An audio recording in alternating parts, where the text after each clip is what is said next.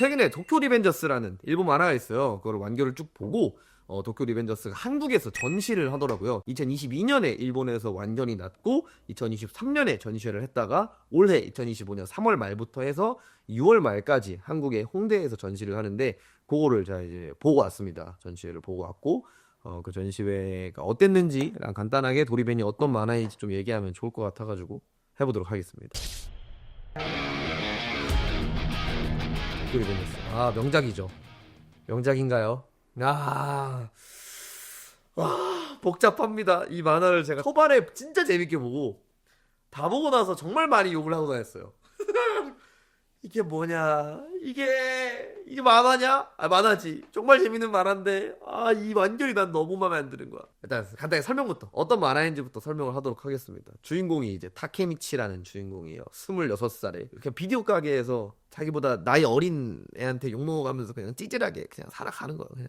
뉴스 하나를 보게 되는데 살면서 유일하게 연애를 했던 여자애가 죽었다는 기사를 보게 되는 거예요. 동생도 죽었대. 뭐 어떤 깡패 집단에 연루돼가지고 죽었대. 아이고, 좋아했었던 애였는데 아이고, 슬퍼하는 정도? 왜냐면 기억도 안 나요. 10년 정도 전에 여자친구니까 막 엄청 슬퍼하기보다는 그냥 어쩔 수 없지 하면서도 뭔가 계속 머릿속에 남아있는, 완전히 잊어버리진 못했고 그 정도의 흐름으로 지내고 있는 와중에 지하철역에서 전차를 타려고 하다가 뒤에서 누가 밀어서 주인공이 죽습니다. 일본 애니메이션에서 기차 또는 트럭에 치였으면 어떻게 되겠어요? 이 세계로 가거나 과거로 가야겠죠? 도쿄 리벤져스는 과거로 갑니다. 정신을 차리니까 한 10년 전인 거야. 중학교 요 나이 때 돼가지고 머리 막 완전 생 양아치랑 처럼 해가지고 막 뭐지 나는 분명히 죽었을 텐데 하면서 과거로 돌아오게 돼요. 이제 능력이 생긴 거지. 주인공이 타임리프를 하는 능력이 생겨서 어디서 주인공의 목적은 그 여자애가 죽지 않게 하는 것. 자기를 처음으로 좋아해줬고 자기도 처음으로 유일하게 연애를 했던 그 여자애를 살리는 것을 목표로 그 과거에서 뭔가를 해보려고 합니다. 여자애의 남동생과 악수를 하면 현재로 돌아오는 거야. 그렇게 해서 현재도 한번 갔다 오고 나서 그 여자친구가 왜 죽었는지에 대한 걸 알게 되는 거지. 이 도쿄 만지회라는 양아치 집단에서 더 커져서 이제 깡패 집단이 되어버린 곳에서 연루가 되어서 여자애가 죽었구나.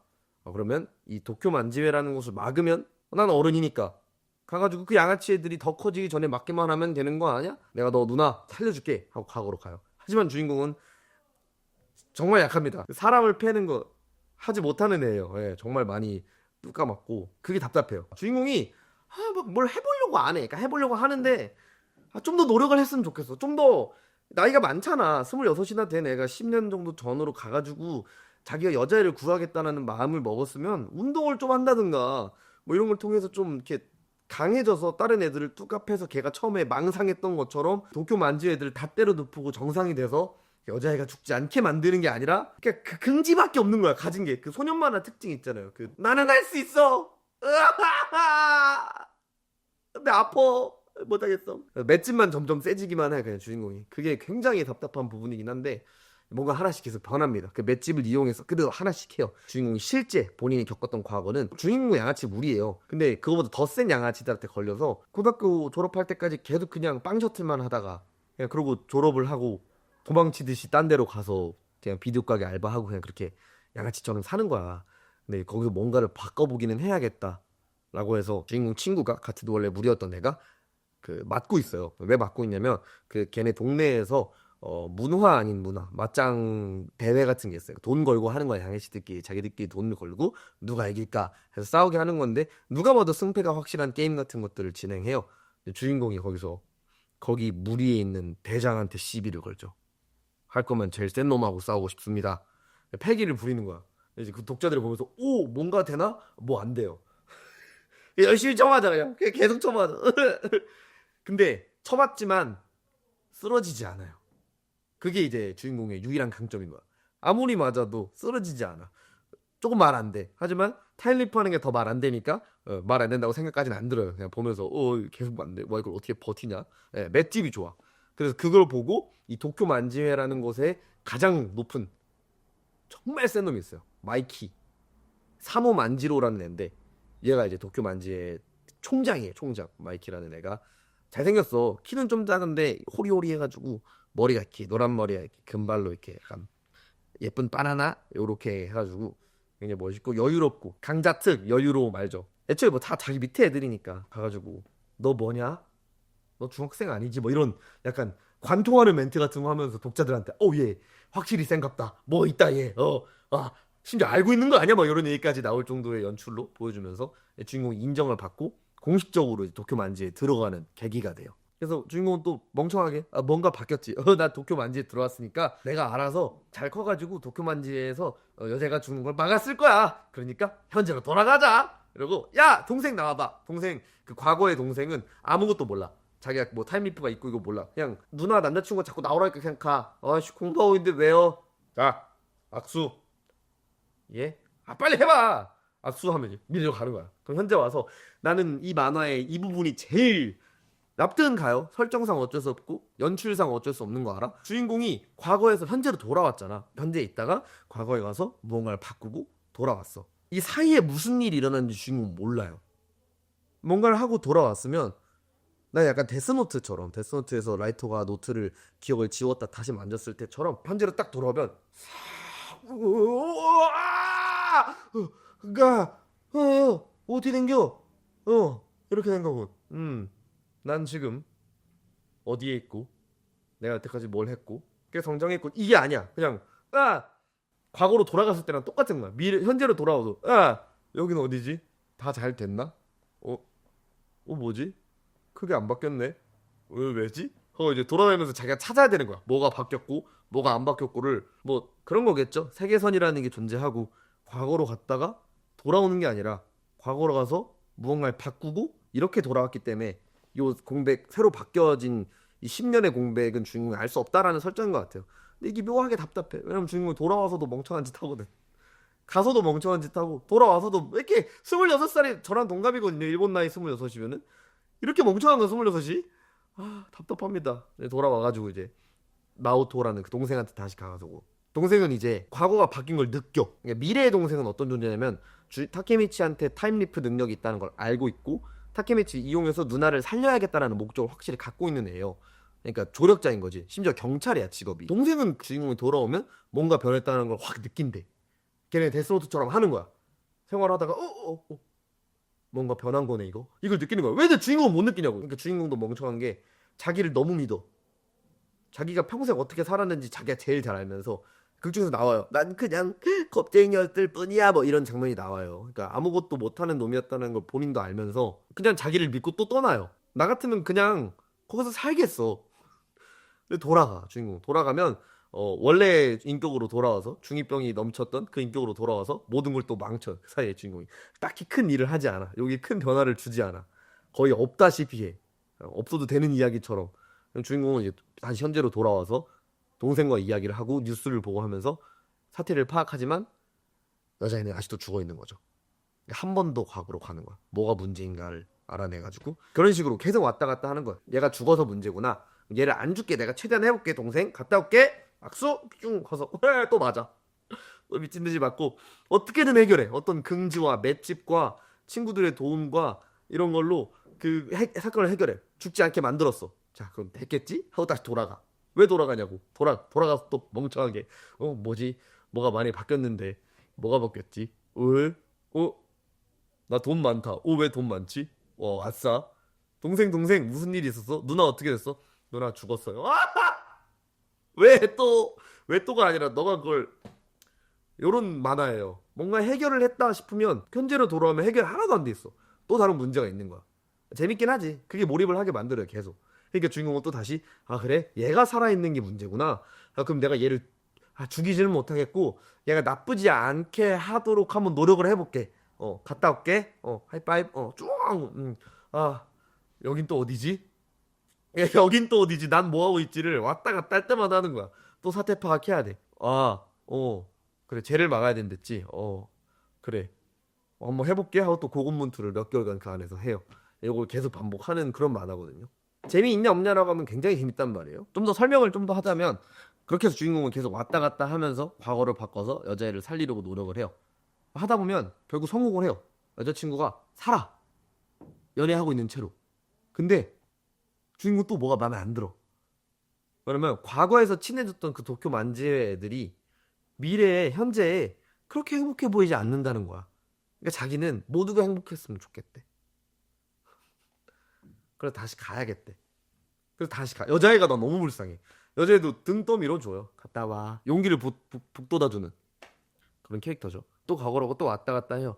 근데 이 만화가 문제가 시작되는 건 뭐냐? 답답한 건 좋아요. 답답하지만 해결을 하니까 주인공은 싸우지는 못하지만 맷집과 긍지로 나쁜 놈들에게서 열심히 맞아가면서 무언가를 해결하고 돌아와요. 이걸 반복을 해서 결국 모두가 행복한 그림을 보여주는데 다 행복해요. 주인공 그 양아치들이랑 다 친해졌어. 막 일본대 대장까지 올라가요. 진짜 완전 찔밥에서 완전 일본대 대장까지. 힘은 없지만 다들 그런 거야. 너로 인해서 모두가 변했어. 뭐 이런 말들이 계속 나와요. 모두가 친해진 채로 주인공이 돌아왔지만 그런 식이었나 그때가? 돌아와서 물어봐요. 마이키는 어디 갔어? 마이키는 해외에서 장사해. 아 그래? 왔으면 좋았을 텐데 아쉽다. 내 주인공이 눈치채는 거죠. 뭔가 달라졌다. 마이키가 해외에서 말이 안 돼. 그러니까 이제 누가 봐도 작품이 끝날 작품이었는데 편집부의 압박인 것 같아요. 정확하게 나온 건 없지만 독자들이 예상하기로는 아 이거는 억지로 늘린 게 맞다. 이 이야기까지 갈 쓸만한 이야기가 아닌데 또 늘립니다. 그게 확 느껴져요. 근데 그 늘려서 해내는 그 엔딩이 저는 그렇게 마음에 들진 않았거든요. 스포를 대놓고 하자면 모두 살려요. 모두 해피엔딩이야.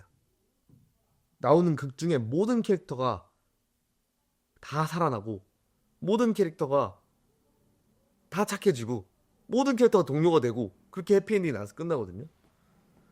아 근데 이게 모르겠어. 나는 내가 해피엔딩을 안 좋아하더라고. 누군가의 희생은 중요한 거예요. 굉장히 중요한 거더라고요. 그러니까 극 중에 나와요. 바지라는 캐릭터가 나와요. 정말 멋있는 캐릭터인데 걔가 중간에 희생을 해요. 예.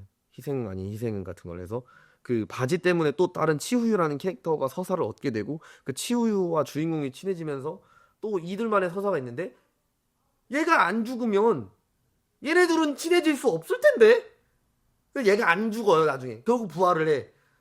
그러니까 반대로 또 그 마이키도 행복해야 해 때문에 과거로 가요. 그 부분은 좋아. 과거로 돌아가게 되는 그 부분은 좋아요. 주인공하고 동생하고 과거로 가려고 앞으로 한 번 더 시도를 해요. 트라이를 해요. 근데 안 돼. 왜냐면 누나가 이미 살아났으니까 나오토는 얘를 과거로 보내야겠다는 의지가 무의식적으로 없는 거야. 그러니까 갈 수가 없대. 트리거를 할 수 없는 거야.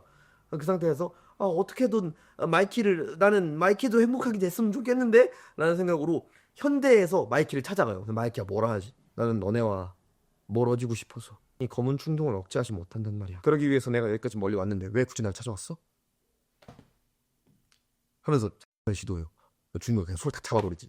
탁 잡고 안돼 안돼 너 사실 안 죽고 싶잖아. 무슨 소리야? 아니 난 죽고 싶어. 왜 거짓말하지 마. 하면서 이제 그 루피 패러디를 하죠. 살고 싶다고 말해. 마이키가 받아줍니다. 로빈 포지션을 감당해요. 사실은 살고 싶어. 이걸 외치면서 이 손이 이렇게 해서 이 잡고 있잖아요. 잡고 이렇게 잡고 있는 거란 말이야. 이렇게 잡고 있어. 이렇게 매달려 있고 이 손이 이렇게 되잖아. 이렇게 손에 면서 미끄러지면서 둘이 악수를 쫙 하고 과거로 숨. 뭐지? 과거다. 마이키 하면서 이제 그냥 가가지고 마이키가 또 대화를 하죠. 해피엔딩인데요. 모르겠습니다. 이게 왜 문제가 됐냐면 문제라고 느끼냐면 후반부에 연출이 되게 많이 생략이 돼 있어요. 그러니까 그 검은 충동을 이겨내고 마이키와 함께 과거에서 막 싸고 난리를 쳐가지고 한 번 더 둘이 과거로 가게 돼요. 나중에 맨 마지막에는 마이키가 검은 충동이라는 걸 설명할 게 되게 많구나. 검은 충동이 뭐냐면 마이키가 어릴 때부터 갖고 있던 충동 진짜로 제어하지 못하는 나쁜 마음 같은 거래요. 그러니까 저주 같은 걸로 표현이 되는데 타임리프 능력을 얻게 된 것들 같은 거와 관련된 거예요. 그러니까 타임리프가 좋은 거니까 거기에 반대되는 검은 충동을 누군가 갖고 있어야 하니까 갖고 있는 설정인데 그것 때문에 마이키가 주인공을 칼로 찔러요. 그래서 근데 주인공은 그런 마이키가 안아주지. 칼에 찔린 채로. 내가 널 꼭 구해줄게. 왜 이렇게까지 하는 거야? 왜? 그렇게 죽고 그게 한 고등학교 2, 3학년 때거든요. 그러고 또 10년 뒤로 가. 거기에서 타임리프를 한 번 더 하는 거야. 둘 다 어릴 때의 인체로 검은 충동도 없애자 이러면. 그래서 둘이 그 어릴 때 각자 캐릭터들이 문제가 되는 트리거가 되는 뭐 나빠지는 뭐 죽게 되는 이런 걸 다 하니까 그걸 차례차례 쭉 막아요. 근데 그게 진짜 한 두 컷씩 보여줘. 한 컷에서 두 컷씩 조금씩 보여주는 거. 그래놓고 지들끼리 마지막에 서서 울면서 마이키 다케미치 드디어 여기까지 왔네. 마이키 우리가 해냈어요. 응 너 덕분이야 다케미치. 오늘부로 도쿄만치에는 해산이다! 이러고 만화 끝나요. 그리고 뭘 하냐면 그 뒤에 나오는 게 미국 전쟁 영화 엔딩 마냥 브래드는 세탁소를 운영하며 행복하게 살아가고 있습니다. 마이클은 피자집을 차려서 아내와 행복하게 살아가고 있답니다. 이걸 해요. 실화 사진 그것 마냥 각자 캐릭터들이 나와서 결혼식 날에 주인공 결혼식 날에 한 명씩 나와서 누구는 뭐 하고 있고 누구는 뭘 차렸고 누구는 뭐 그러니까 나는 고등학교 때 사람을 한 명 죽이고 깜빵에 갈 뻔했지만 갱생해서 슈퍼모델이 되었어. 그래? 그게 가능한 거야? 나는 어릴 때 중학교 3학년 때 60명 정도를 때려 눕히고 걱정하지 마. 우리 세계관에 경찰은 존재하지 않으니까. 병원도 실려가게 하고 했지만은 나는 유명한 오토바이 가게 차려서 잘 살고 있어. 모든 캐릭터가 다 갱생하고 갱생 가능한지는 모르겠어. 모든 캐릭터가 갱생을 다 해내고 행복하게 살았답니다로 끝나요. 정말? 이제 독자 입장에서 의문이 드는 거야. 거짓말 같은 거야. 망상 같아 되게. 되게 꿈 같은 거야. 너무 짧게 보여주니까 그 과정이라도 보여주면 아니면 뭔가 한 명은 그냥 희생한 채로 끝났으면 여운이 남지. 마이키가 그렇게 희생을 하고 그 희생도 말이 안 돼. 마이키가 희생을 했어도 마이키가 희생을 하면 안 됐지. 주인공이 희생을 했어야 돼. 그냥 타케미치가 희생을 해서 죽어. 마이키 대신. 마이키는 슬퍼하지만 타케미치가 희생을 해줬으니까 그 마음에 이 검은 충동이 싹 사라져. 녹아드는 거야. 왜냐면 대신해서 검은 충동을 타케미치가 받아냈으니까 마이키는 힐링이 된 채로 슬퍼하고 다 같이 장례식 장면. 묘 이렇게 있고 타케미치 묘 있고 드라켄이랑 뭐 바지랑 다 이렇게 해가지고 비 오는 날에 그래서 거기다가 총장 대리 그 옷 있어요. 특공복이라는 거 양아치들이 입는 그거 그 묘비 위에다가 이렇게 싹 얹어주고 카메라 이렇게 뒤로 달리 아웃 쭉 빠지면서 다 같이 있는 거 싹 해가지고 단체 사진 한번 짝 찍고 그러고 끝났어야 돼. 타케미치가 죽고 끝났어야 돼. 이 만화는. 근데 모두가 살았습니다. 나의 히어로 아카데미아가 엔딩을 바꿨잖아요. 수정을 했잖아요. 그러니까 만약에 이제 이것도 가능하다면 이제 타케미치의 희생 버전도 한번 내주시면 어떤 기분이라고 해야 되지 이거를? 그러니까 그 고난과 역경은 뭐였지 같은 느낌이에요. 뭔가 작가의 권력을 맛볼 수 있는 느낌? 그러니까 이야기라는 게 나도 모르게 흘러가는 파트가 있다고 좀 믿거든요. 바쿠만에도 나오고 하지만 저도 뭐 스토리 같은 거 쓰는 거나 보는 걸 좋아하는 입장에서 캐릭터를 만들어 놓고 얘가 목적을 향해서 가다 보면 이건 해야 해. 작가 입장에서 이걸 원하진 않지만 그럼에도 불구하고 얘가 이걸 하고 싶어 해. 그게 내가 느껴질 때가 있어요. 그럼 이렇게 시켜줘야 돼. 그러니까 작가의 능력 밖이야 이거는. 얘가 그냥 살아있는 캐릭터가 되어버리는 순간부터 얘가 그냥 가고 싶은 대로 가게 해줘야 돼. 내가 원래 그렸던 그림은 이 그림이겠지만 이쪽으로 가고 싶대. 그럼 보내줘야 할 때가 존재한단 말이에요. 이 만화는 그렇게 흘러갔어요. 어느 순간부터. 근데 작가가 이걸 이렇게 사실 펴가지고 아니 이렇게 작가의 권력을 보여준 것 같아. 그렇게 만들어낸 해피엔딩이야 이건. 여러 가지 이유가 있었겠죠. 외부의 압박이 있었을 수 있고 아니면 작가분이 그리셨던 건데 연출의 힘이 부족했던 걸 수도 있어. 착잡합니다. 이런 명작. 그게 있어요. 침착맨님이 하신 말씀 중에 명작의 기준은 작가도 어떻게 할지 모르는 도파민 속에서 야 이건 뭐지? 얘는 어떻게 나오려고? 이거 어떻게 하려고? 저도 몰라요. 일단 만들어 볼게요 하다가 마지막에 엔딩 똥 싸고 끝나는 게 명작이다라는데 그런 의미로서나 또는 이만큼 과몰입하게 할 만큼의 힘이 있는 작품이라면 명작이라고 할 수 있지 않을까 싶기도 하고요. 이 명작 도쿄 리벤져스가 한국에서 전시를 현재 하고 있는데 그것도 갔다 왔습니다. 전시는 어떤 구성으로 됐냐면 여기가 이제 덕스인가 그런 이름으로 홍대에 있는 전시회장인데 강철 연금술사 전시도 여기 같은 곳에서 했어요.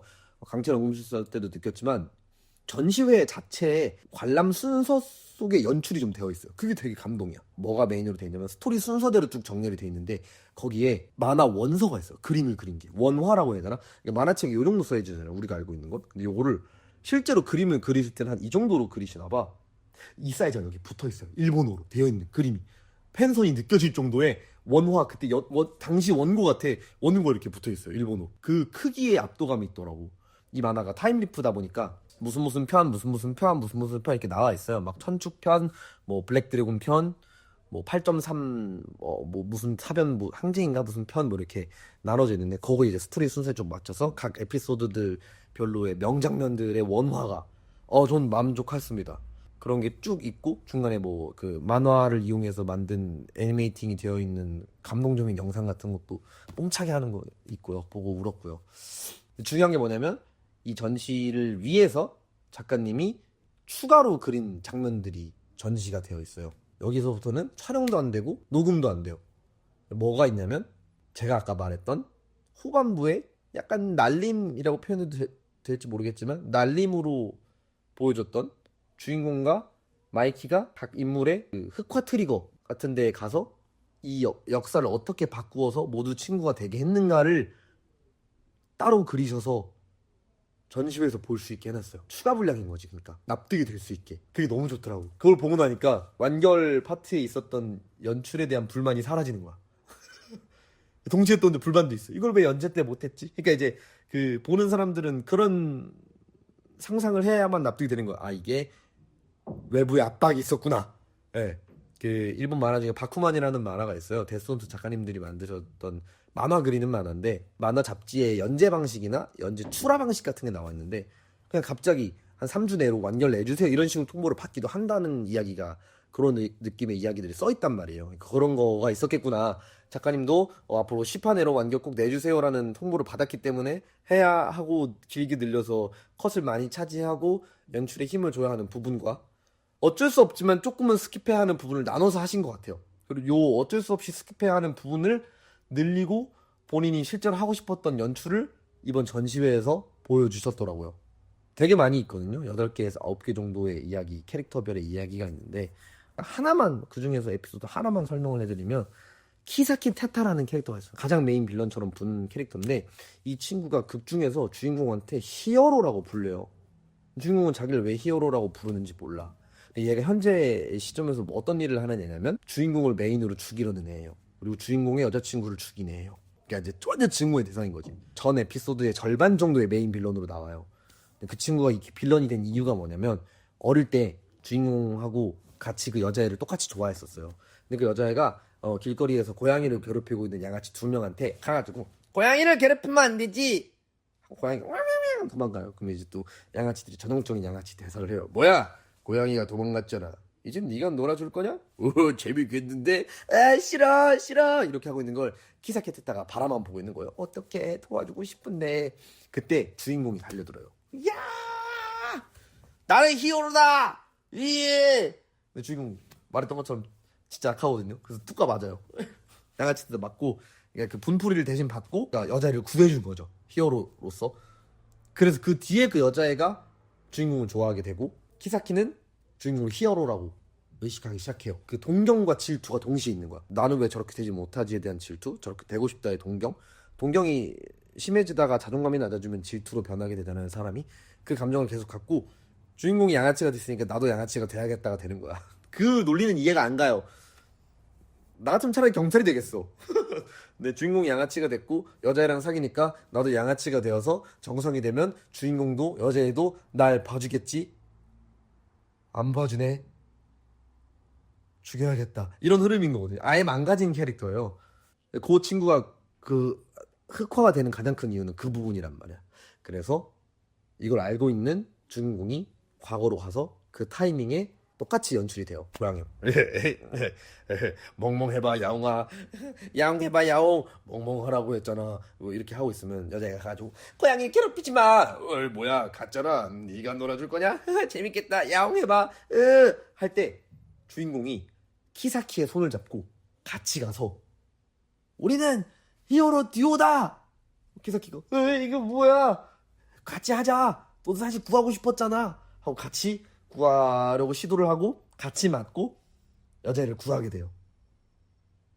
이제 혼자 히어로인 게 아니라 같이 히어로가 되는 거지. 이 오타쿠들한테는 이 서사의 변화라는 거는 또 눈물 버튼이잖아요. 그죠?